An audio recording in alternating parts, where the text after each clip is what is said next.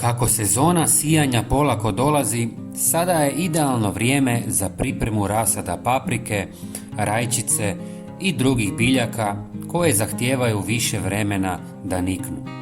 Često se dogodi da sjeme ne klija kako očekujemo ili da klija vrlo slabo, što nas natjera da razmislimo gdje smo napravili pogrešku.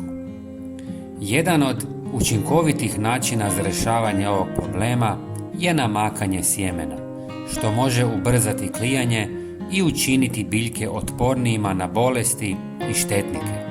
Ova metoda osobito dobro djeluje za povrće, osiguravajući da vaše biljke rastu zdravije i daju obilne plodove.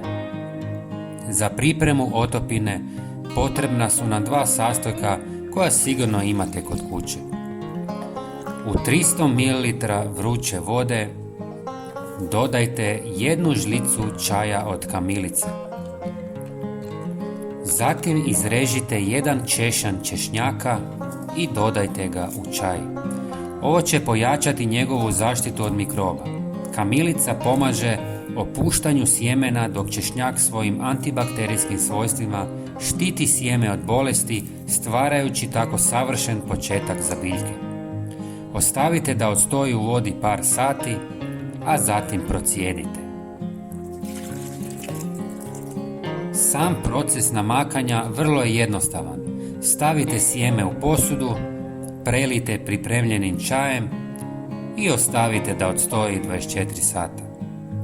Nakon toga isperite sjeme u čistoj vodi i spremno je za sjetvu. Plodovi će biti veliki, zdravi i brže će rasti. Preostali čaj nemojte baciti, već ga možete iskoristiti za zalijevanje drugih biljaka. Hvala vam što nas pratite. Ne zaboravite pogledati i naš sljedeći video koji vidite na ekranu. Hvala vam i pozdrav!